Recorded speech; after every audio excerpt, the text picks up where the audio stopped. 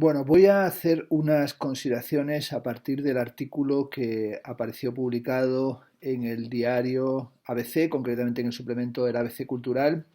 en el que colaboro desde hace, bueno, ya más de 13, 14 años y Javier Díaz Guardiola me pidió que hiciera un breve texto, un texto de 450 palabras en homenaje a Arnau Puig, que ha fallecido recientemente, y crítico de arte, filósofo, profesor de estética en la Universidad en Barcelona, figura fundamental en los inicios de Dau al Set y además con el que tuve una relación de amistad al que admiraba mucho y al que nos unía un vínculo de respeto mutuo y tengo que decirlo también de cariño. Tuvimos la oportunidad de coincidir en numerosas ocasiones eh, y además colaborar en proyectos como fue en la constitución del jurado de la colección BIP, que nos convocaba y bueno, todavía nos sigue convocando Vicente Matallana, y pudimos tener conversaciones, hacer recorridos juntos por Arco, encontrarnos en Barcelona y pude ver así en directo la constitución moral y la catadura humana de este Arnau Puig, que me parecía realmente pues, una persona, como digo, admirable en todos los sentidos. Ya cuando falleció, cuando me enteré del fallecimiento de Arnau en plena epidemia del COVID, colgué en mi muro en Facebook una nota rápida, pues mostrando mi tristeza y el cariño que me unía a Arnau y, bueno, manteniéndolo muy vivo en mi memoria esa relación de amistad. Y me hizo mucha ilusión que Javier me pidiera el texto esta suerte de necrológica, que apareció publicado en la página 20 y seguramente pueda, imagino que está descargable también en la página en internet de ABC Cultural, y además apareció en una página en la que coincidía con la evocación que hacía Pepe Cobo, el galerista de Fernando Meana, coleccionista al que también traté y también excelente, maravillosa persona con el que bueno, compartimos muchas charlas y también cenas en distintos ámbitos, desde en galerías a museos o en el patronato del Reina Sofía, al que había visto no hace mucho y que también ha fallecido en esta misma situación en el momento del COVID. Y aparecían, por tanto, estas dos evocaciones bajo el título Dos referentes del arte en España. El texto de Pepe Cobo se titulaba Recuerdos de un, entre comillas, gordillo testarudo, y el mío se titula El coraje o desde el coraje existencial. Voy como digo, a hacer algunas consideraciones a partir del texto y que dice así: en las variaciones de su nombre fue capaz de encontrar su destino y el coraje cívico que nunca le faltó. En el libro que es un libro fundamental, una especie de sedimentación de sus concepciones filosóficas, estéticas, artísticas, existenciales, Dau al Set, una filosofía de la existencia, publicado por Ediciones Flor del Viento, pues en él hay toda una parte dedicada a las reflexiones sobre su nombre, y nos recordará cómo él fue bautizado con el nombre de Arnaldo, y le pusieron ese nombre Arnaldo en homenaje al patricio del siglo XII que quiso restaurar la República de los Senadores en Roma, que luego, cuando empezó a firmar textos, cambió Arnaldo por Arnald, que era una firma catalanizada, y así apareció como Arnald Puig en los textos que publicó en la revista Algol y también en Dau al Set, y finalmente pasó a ser Arnau, y nos dice que fue una sugerencia de Joan Oliver, en la que resonaba la memoria del médico filósofo valenciano Arnau de Vilanova. Pero sobre todo también en estas variaciones de Arnau era muy importante mantener la dimensión de la catalanidad y de la condición catalana y de la afirmación cívico-catalana que estaba tan presente siempre en la actitud y en el comportamiento intelectual de Arnau Puig. Y este nombre de Arnau es un nombre que luego descubrió en un diccionario etimológico de la lengua castellana de Pedro Felipe Molau, que procedía Arnau del inglés arm, águila, que luego se convirtió en fuerza, de donde viene también Ernesto, y esa dimensión de Arnau vinculado con el águila y la fuerza era algo que le interesaba mucho, ¿no? La dimensión de cómo llevaban el nombre inscrita la fortaleza y el vuelo, la fortaleza y el vuelo vigilante, y eso adquiere para él un carácter emblemático y es algo que lo presenta así en las páginas finales de su libro, como digo, Tao al Set, una filosofía de la existencia, en el que escribe: águila y fuerza. Por la primera, por el águila, me hallo siempre alejado de lo más inmediato, aunque nada se me escapa. Por la segunda, por la fuerza, he de sentirme combatiente, al que siempre le quedarán arrestos, empuje para seguir. Confiesa en este libro, y siempre confesó, que las dos ciudades que literalmente le formaron fueron París, donde preparó su tesis doctoral desde mediados de los años 50, y Roma, una ciudad en la que también vivió, dado que estuvo al frente de la Academia de Bellas Artes, la Academia de España en Roma. En París, viviendo en una chambre de monde, sobrellevó las penurias, alimentándose de la riqueza cultural parisina, asistiendo en aquellos años a la Sorbonne,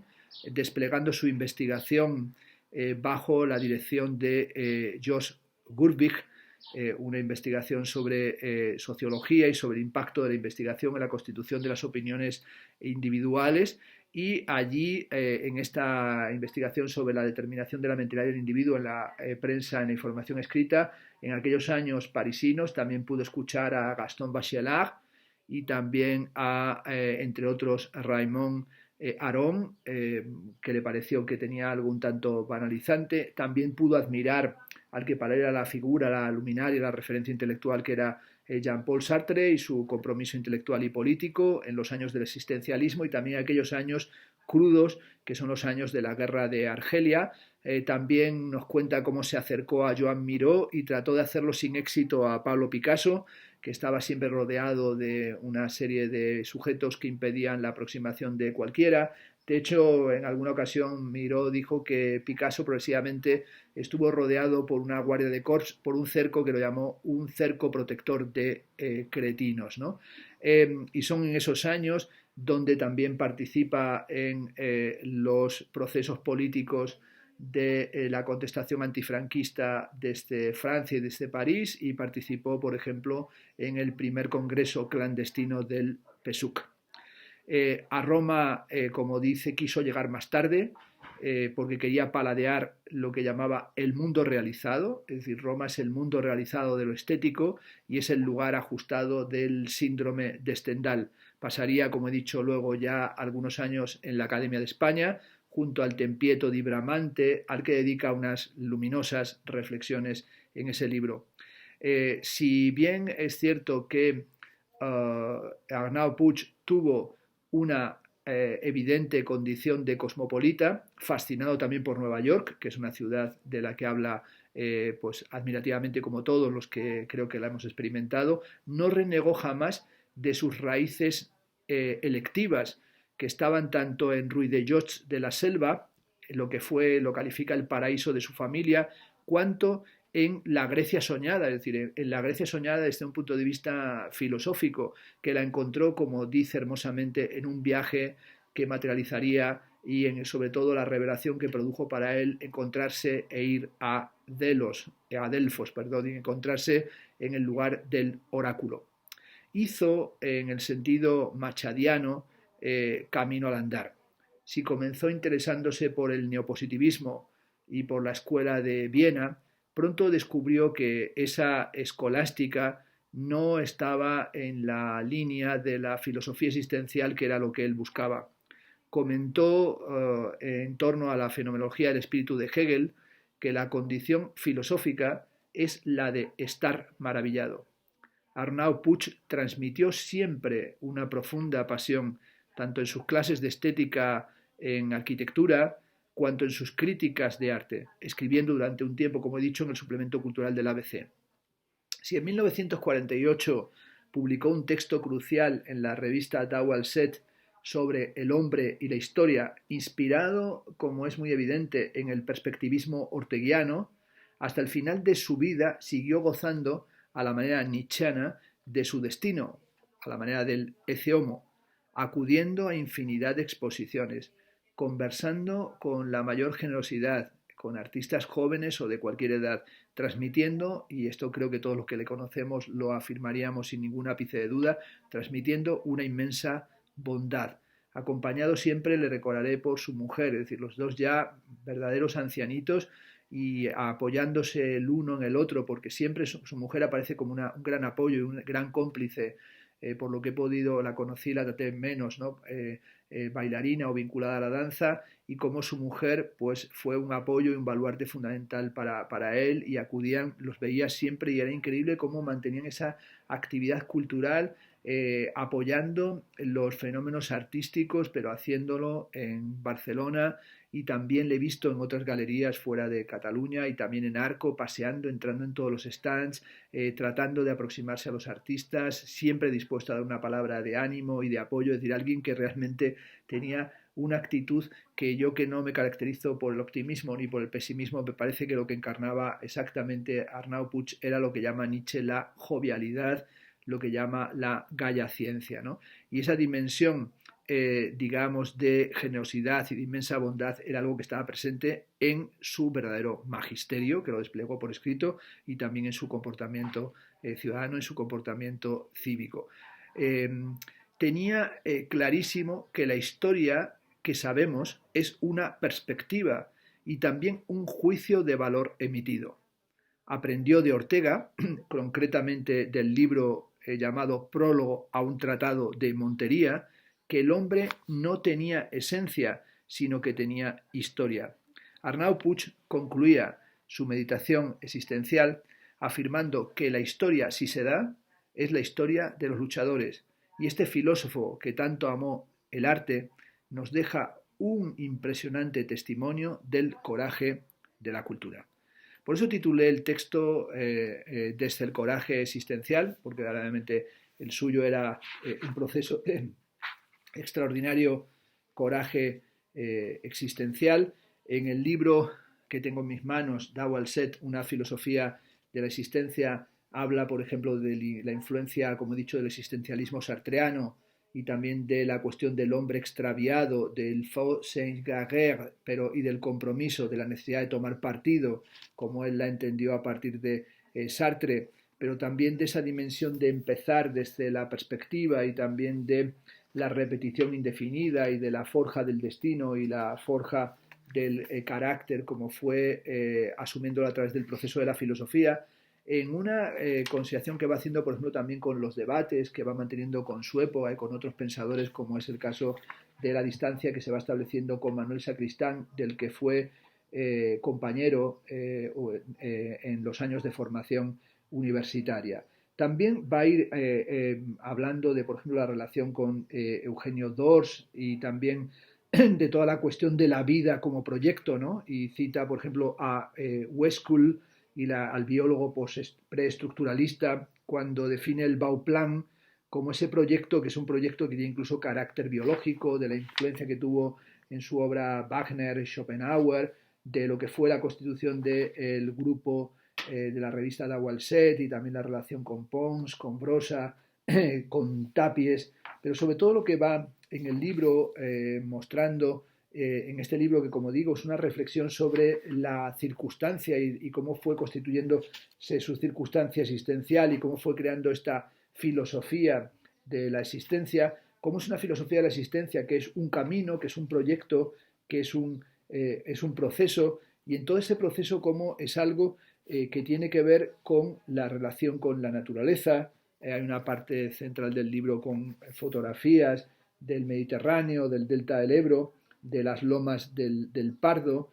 pinturas de Modest Urgell,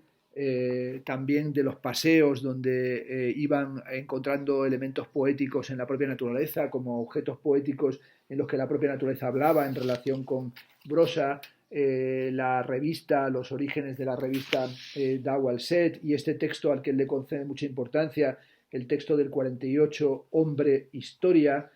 también toda la posición del compromiso político y de lo que llama el filtro de la existencia, que es un filtro de la existencia que le lleva a hablar de, bueno, la relación, como hemos dicho, con París, con Nueva York, con Roma, pero sobre todo esos signos de relación con situaciones, con contextos y con espacios concretos, como sería la imagen que tenemos ahí, que es Montroch, la capilla de San Ramón, como un elemento crucial en la obra de Joan Miró, o también la relación con la obra de Gaudí, o como hemos dicho, el Tempieto de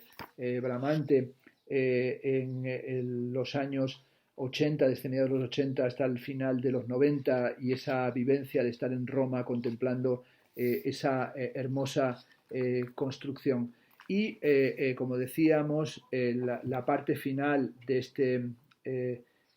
libro se titula Recuperaciones, y ahí es donde va hablando de ese punto de vista enjuiciado y también de la maravilla como condición filosófica, y de lo que han ido suponiendo los distintos procesos y los recorridos de su vida, y sobre todo de la importancia que tuvo su mujer, ¿no? Su compañera Consol Villauví, y además contemplando el pasado sin ni nostalgia, ni rencor, ni resentimiento, sino como alguien que iba afirmando el amor a su destino, ¿no? Es decir, y cómo era como una especie de actitud casi de Arnau nietzscheana de un santo, decir sí a lo acontecido, y sobre todo cómo fue encontrando placer en exponer y en dar clases en la universidad en Barcelona, y cómo tenía que dar clase a jóvenes que querían formarse en el ámbito de la arquitectura, y cómo fue una enorme satisfacción pues exponer la historia del arte y explicar estética filosófica. Me ha parecido realmente importante sobre todo recuperar a Arnau y convocar su memoria como alguien que insistía en su condición de filósofo y de profesor y de investigador y de docente de la estética. Recuerdo una ocasión en la que participábamos juntos en un ciclo de conferencias y íbamos a intervenir el uno detrás del otro, y me tocaba a mí, más joven, hablar primero, y fue un placer compartir con él esa ocasión como otras. Y entonces, por lo bajín, me dijo Arnau Puig: oye, Fernando, que nos presenten como filósofos, es decir, que no se les ocurra aquí decir que somos curators o críticos de arte, sino que nos presenten como filósofos, es decir, que insistía mucho en esa condición filosófica de su reflexión sobre el arte y en la importancia que tenía la perspectiva estética y la formación que él tenía y el propio campo de investigación en el que se había desplegado. Dirá en las últimas partes, en las últimas páginas del libro, que una filosofía de la existencia tiene que ver con también la constitución de la personalidad, y cómo no soy, dice, un escritor profesional de la pluma que ensarta unas palabras detrás de las otras para llenar el vacío de su propia persona. He escrito, dice, siempre que se me ha pedido, y lo he hecho con toda densidad y profundidad, procurando que mis palabras provocaran, hicieran reaccionar, condicionaran las actitudes de los demás. Nunca lo hice por divertir. Y es ahí donde termina con esa frase que ya cité: la historia es la historia de los luchadores. Detrás de cada palabra, no de cada evento, como se ha pretendido en algún momento para evitar que las palabras se densificaran, como lo estamos haciendo en todo lo que llevamos escrito, en cada palabra plasmada en activa o en pasiva hay un provocador. Y me gusta esta reflexión de Arnau, en la que se presenta directamente como un provocador, es decir, que entiende que la condición en la que se mueve es esa condición de la provocación, o de buscar una provocación que en realidad es una provocación que tenemos que entenderla como una invocación, o una invocación a hablar juntos, o una provocación para buscar esa palabra, o para encontrar ese camino, ese tránsito, ese proceso de carácter existencial. Bueno, lo que quería hacer era únicamente convocar el coraje existencial y el coraje filosófico, y también el coraje del comportamiento ético de Arnau Puig, recordar este libro que él mismo puso en mis manos. Estaba buscando porque recordaba que por alguna razón extraña me hizo entrega de dos ejemplares, y uno tenía una dedicatoria, y en la dedicatoria me decía al colega, al crítico, al cómplice, al amigo. Y bueno, y esta dedicatoria, el que tengo aquí, que es el que os estaba mostrando, es el otro, el que tengo subrayado, y es el que no tiene la dedicatoria, pero sí me gustaría pensar que tendremos la necesidad de seguir convocando a Arnau Puig, que vamos a sentir muchísimo, ya lo siento, su falta, y que sobre todo lo que nos falta y lo que tendremos que conseguir y lo que tenemos que buscar es, como digo, ese coraje existencial, ese compromiso con la cultura, esa capacidad para articular lo que eran también las cuestiones identitarias, culturales y sobre todo el que no olvidó jamás su condición catalana pero al mismo tiempo cosmopolita, y me parece que Arnau Puig es el ejemplo de que nula ética sin estética. Esto es lo que quería decir en memoria de mi admirado y querido Arnau Puig.